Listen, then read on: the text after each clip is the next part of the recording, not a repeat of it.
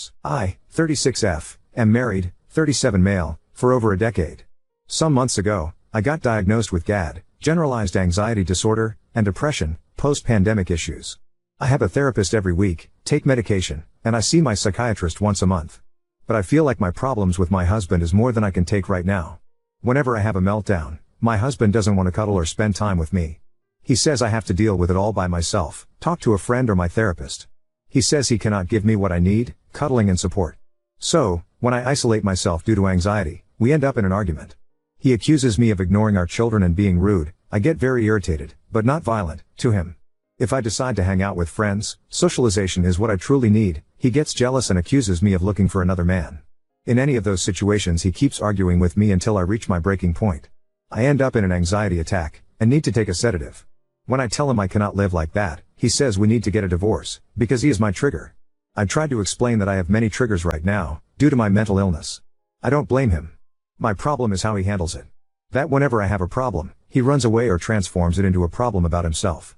He constantly says that he's not an empathetic person and doesn't know how to handle that. However, when I come to my breaking point, he says he loves me, take care of me and hug me until I fall asleep. The next day he says he want to be with me forever. I told him I feel abandoned by him, and unloved. I truly feel that he wants a divorce, but he is waiting for me to make the decision. I feel quite blind in this situation. I truly don't know what to do. I have little energy, and I wish I could focus it on getting better, especially for my kids. I can't use it to help my relationship right now. But I don't know what I should do to make him understand that. I really don't know how I can solve this problem without messing with my treatment. Any advice will be very welcomed. Thanks for reading it. So, as I posted before, I'm going through a lot at home. I've anxiety and my husband doesn't know how to cope with it. Now, I believe he simply doesn't want to cope. We visited my doctor together, so he could understand a little bit about the situation, generalized anxiety disorder and depression. Terrible idea. He criticized me all the time, blamed me for not getting better, and at the end said he didn't believe we could work out anymore. Yes, he said that to my doctor who was trying to make him understand how GAD and depression are affecting me. At the end, I was crying and he was angry at me and at the doctor. He insisted I took him to a couples therapy without his consent. The next day I asked him the question I posted. When he couldn't answer if he still loved me, I removed my wedding ring and said we were done. I couldn't be with someone who couldn't answer this simple question. More than a decade together and that's how he answered me. He apologized, cried and said he doesn't love me anymore. My anxiety has destroyed his feelings for me. I'm heartbroken, but relieved, because I couldn't spend my energy on this relationship, when clearly I was the only one fighting for it. At least now, I know it's over. However, I feel lonely, since I will have to fight this mental disorder all by myself, family lives far away. I must get better for my children and I cannot move out right now, nor him. We will have 2 different bedrooms, while sharing the house. We will also talk to a mediator, in order to organize the separation while I'm fighting against GAD and depression. I hope it's gonna help. We have the kids and they don't know yet how to tell them. I feel like I failed this family. And I'm afraid I will end up getting worse. Tell me, how did you cope with all of this, if you went through similar situation in your past? Update 1. I cannot thank you guys enough. I just want to make an update and also vent a little bit. So, after the decision to get separated, things got better at home. I believe that a weight has been removed from our shoulders, so we had almost no arguments. We were being kind to one another and my anxiety got better, as well as my depression. Things were so good that we made the mistake of sleeping together. That gave me lots of hope. Maybe we would find our way back together. After that, we talked. I told him we could not repeat that. I still have feelings for him, so it would hurt me a lot if the sex meant nothing to him. We had a mediation session and tears were all over. We agreed he would no longer hug me when I left in the morning. The mediator said we had to cut those physical connections to avoid repeating the same mistake. Also, he would clear his office, which would become my new bedroom. It was difficult, but we cut off the hugs after a couple days. He, on the other hand, asked for the day off at work. I thought it would be to clean the office, but no. Later he told me he has an internal fight. He didn't want the separation, but he believed that it was necessary, because we were not happy together. I remind him he is the one who doesn't love me anymore, and that I am unhappy due to my depression. A couple days later we were discussing something and messages kept popping up on my phone. It was a Reddit male friend, call X, who has the same name as a friend, call Z, I have over here. This same day, I would go to a party where Z would be attending. My ex got a bit uncomfortable and asked me if Z and I were flirting. I said no, and explained that the messages were from X, who lives in another country. He was clearly jealous, and when I returned from the party, my ex tried to have sex with me, which I denied. The next day, we talked about that and I asked him about his feelings. I assured him I was not interested in other people. Also, that, once again, We could not have sex if he didn't love me anymore. I asked him if he was unsure about his feelings, but he said he was just horny, nothing else. I felt so disrespected. He knew about my feelings and tried having sex with me because he was horny? The next days I kept sending him photos of the new furniture I would need to buy for my new room. I was asking him some advices regarding the size of them. None of them was good, too big, too small, too expensive. After that, I reminded him that he needed to clean the office. I told him that sharing a room was making things difficult for me. So, I asked him if he was having second thoughts, because he was delaying it, plus, he was issues with every suggestion I made regarding the furniture. He didn't even think twice before answering. Nah, I am being just lazy.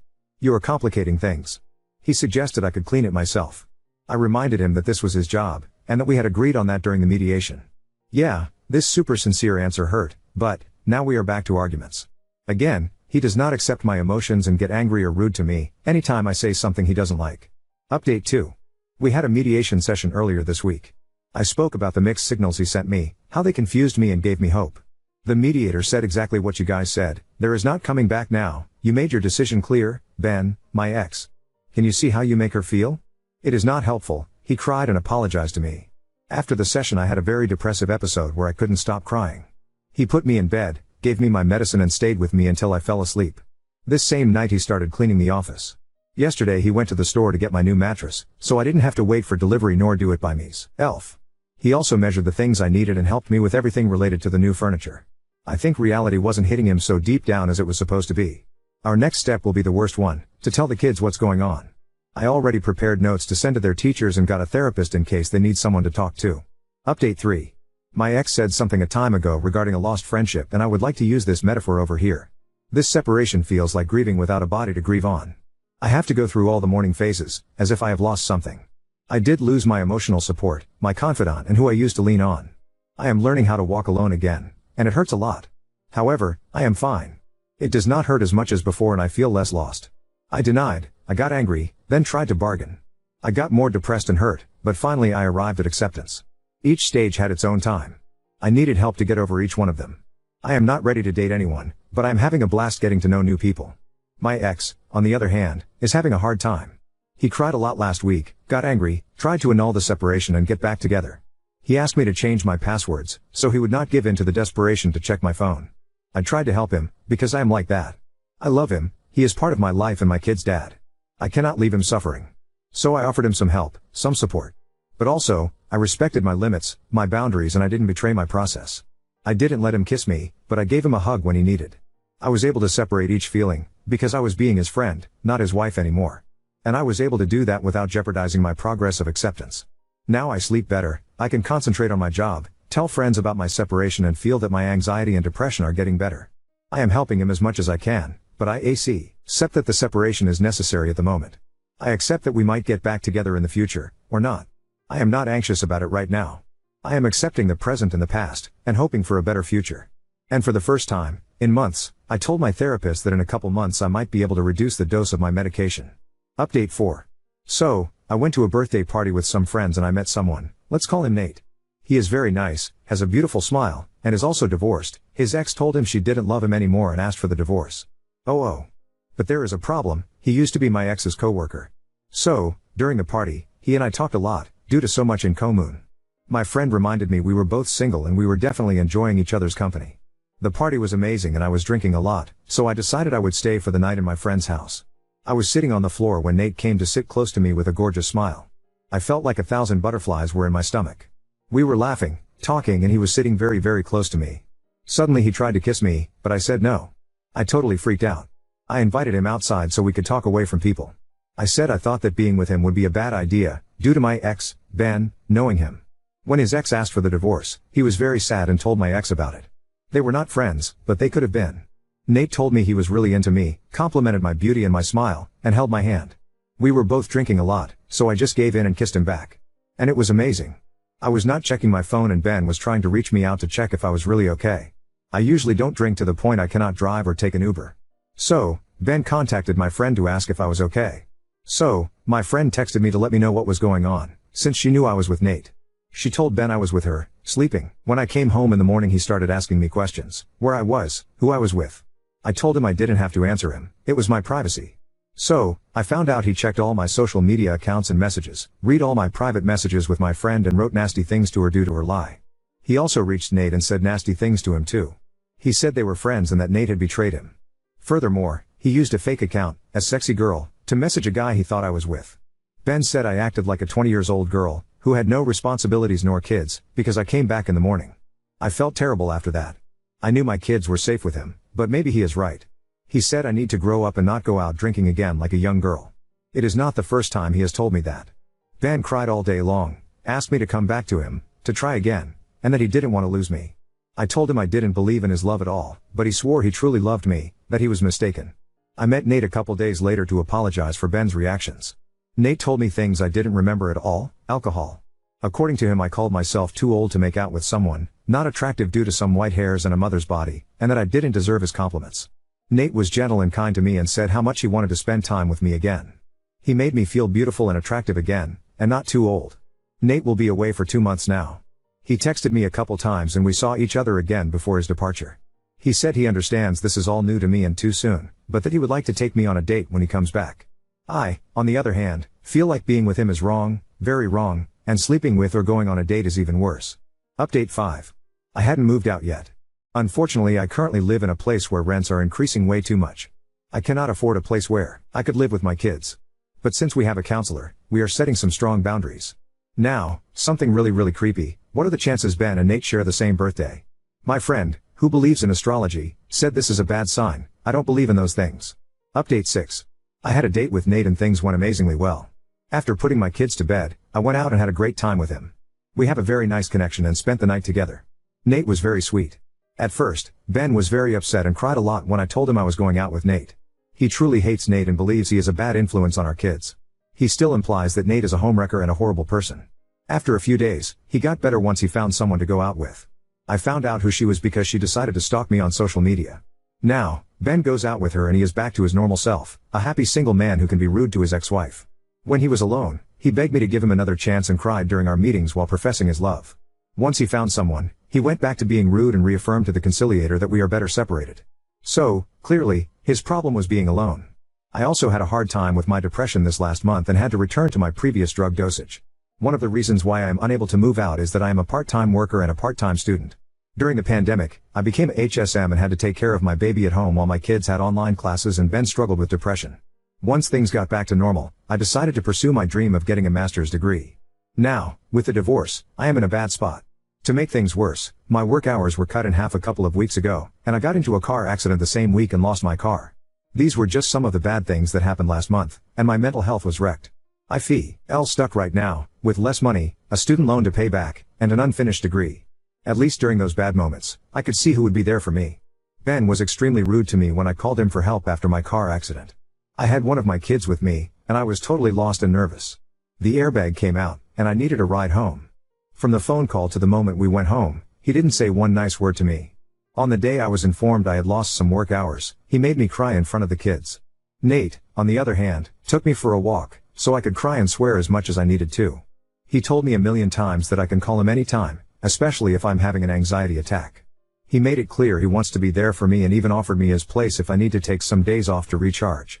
I truly didn't want to find a person right now. I am not one of those people who cannot be alone. I wanted to get better and focus on my mental health, but for some reason, Nate came into my life. He became one of the happy moments I have in my days with his good morning messages. His hugs became a place where I feel safe and happy, and seeing him makes me feel good. It is clear that I cannot start dating him while living with Ben. It feels wrong, and Nate agrees with me. But he told me he is not going to see anyone else besides me and that he is in love with me. He even told his mother about me. Right now, we simply try to see each other once a week, so we can enjoy the time together. Update 7. Hi everyone, I'm looking for some advice and feedback on my current situation with my ex-husband. We've been having ongoing issues with co-parenting, and I'm wondering if his behavior constitutes parental alienation and what steps I can take. Here's what's been happening. Incident 1. Last week, my ex-husband was extremely rude to me in front of our kids and his mother. He was supposed to return some library books to the school that were at his place. He has ADHD. When I asked if he had returned them, he said, I didn't and I won't. I won't do what you demanded me, which I didn't do. If you want them returned, you should return them yourself. His mother spoke to me 2 days later, explaining that she talked to him about his attitude towards me, especially in front of our kids. She mentioned that he was repeating the same behavior his dad exhibited towards her and that the kids would soon realize how badly he treated their mother. Incident 2. Yesterday, we were all together for a farewell dinner for his mother. My youngest ran away from us in the middle of the parking lot. We all spoke at the same time to get her to stop. I was the loudest, yelling, "The cars." She stopped, and my ex decided to scold me for yelling at our child. He said, "Control yourself in front of our kids and his mother again." I stared at him and said, "Don't scold me in front of the kids." He replied, "Go scold our child. I'm not in the wrong here." Private discussion today, when we were alone and away from the kids, I requested him, once again, to please not scold or disrespect me in front of the kids. I explained that if he disagrees with my actions, he should talk to me about it later. I emphasized that his behavior shows the kids that it's okay to talk to their mother that way. He said I was wrong and that I should control myself. He insisted that if the kids were in any danger, I should control my emotions, or he would scold me in front of them again. I explained that dismissing me in front of the kids could be seen as parental alienation. He responded by saying I was wrong and delusional. He refused any advice or guidance from professionals, stating that no matter what psychologists or therapists might say, he has his own opinion and won't change it. He told me he will no longer have this conversation and to sue him if I didn't agree with his behavior. Refusal of mediation and therapy. He has stated that he will not engage in any family therapy or mediation. Despite the existence of a center that helps divorcing couples with co-parenting, he refuses to talk to them. He says that we are not a couple and that his co-parenting is great. He also refuses to speak with a personal therapist, as he doesn't believe he needs it. According to him, any issues we have are because I try to control him. He insists that scolding me in front of them is necessary when I yell at our child, when she runs away from me, claiming he is protecting her. Given these incidents, I'm looking for advice on the following. 1. Parental alienation. Does his behavior constitute parental alienation? 2. Legal steps. What legal steps can I take to address his disrespect and refusal to co-parent cooperatively? I'm in Quebec, Canada. 3. Mediation. Is there a way to enforce mediation or counseling through the court system? Any advice or shared experiences would be greatly appreciated. Now on to second story. Discovered my manager is having an affair with my engaged colleague. I wrestle with revealing the truth as their wedding nears. I have 2 colleagues who are about to get married to each other. Let us call them Joe and Kate. Unfortunately, I know for a fact that Kate is having sex with Peter, who is my direct manager. It's an open secret in the office that Peter and Kate often go on work trips together, and everyone knows it except Joe. This isn't speculation, because about a month ago, Peter and Kate were gone but there was a deadline to meet. So Peter joined one of our meetings via video, and we saw Kate try to sneak behind, undressed. Fortunately, Joe wasn't in the meeting, different team. I am wondering what exactly I should do here? Morally I am against cheating, but also, and I can't stress this enough, I just don't want to deal with the mess of it all. However, the wedding is approaching and I have received an invite. I can't in good conscience go to this wedding when I not what I know. I feel a moral compulsion to tell Joe, but is it even my business? Should I even get involved? Other than this mess, I generally like my office and my coworkers. I am paid well for my role, and other than his less than stellar attitude towards sexual fidelity, Peter is a good manager who has my back. My industry is quite niche, and my skill set is specialized, so finding another job won't be an issue. But, I am comfortable here and really don't want to switch. But every time I see poor Joe around the office, the guilt consumes me. I am so anxious about this, that my appetite has reduced and my husband and I have seriously started looking for a therapist for me to help me deal. Update 1. HR was kind of a joke in my former company. They didn't do anything but perpetuate gossip. No such thing as anonymous complaints. Peter and Kate were different departments, think sales and accounting. The good news, a few days after I submitted the letter to you, I ended up submitting my resignation. I start my new job next month. So far, my coworkers seem nice. We've had one casual hang/mixer organized by the new workplace. Everyone bought food. My brownies were a hit. My new company had been trying to poach me for a while, and I just decided to take the plunge. I truly can't tell you how happy I am to be away from that mess. I've just been relaxing at home now. My former coworkers keep me updated about everything that's happening and safe to say, I left at the right time. Bullets dodged. Peter was blindsided by my resignation, and asked me why I was leaving and if there was anything they could do to keep me, but I refused. I was willing to serve my notice period, but Peter said it wasn't necessary and I could leave immediately since I clearly thought I was better than them. It was in that moment it became clear to me that I'd been telling myself Peter is a good boss, but he clearly isn't. Even your advice touched on this briefly. So I cleared my stuff out by the end of the day, went home, and cuddled with my dogs. Since then, Peter's boss contacted me, asking me to at least serve my notice period. I only responded by sharing Peter's last email to me, where he threatened to have me escorted off company property if I wasn't gone by the end of the day. The grand boss proceeded to call me to convince me to come back. In a rare moment of wanting to be confrontational, I told him I wouldn't feel comfortable coming back because of many reasons, not just Peter's rudeness. I told him all about Peter and Kate. I told him my former company simply didn't have adequate safeguards, so even if I wanted to report this nonsense I couldn't without being afraid of retaliation. My former grand boss clearly wasn't ready for my verbal diarrhea. Said he would call me back, but it has been blessed silence since. On to the actual update, aka what is going on with Peter, Joe, and Kate. The day after I left, Peter and Kate left for another business trip. However, when Kate returned home she realized their house was empty. Completely bare. It would seem Joe had been aware of the affair for a while, and instead of confronting Kate or Peter he'd been lining his ducks in row so he could just up and disappear. He resigned by email, no mention of a notice period. No one knows where he is, or what he is doing. Kate apparently tried to file a missing persons, but Joe had already informed the police he wasn't a missing person. At the same time as Kate came home and realized Joe was gone, his entire family also blocked all forms of communication with her. She tried to show up at Joe's parents' house, only for his parents to claim they don't know her, they never knew her, and if she didn't get off their property they'd call the police.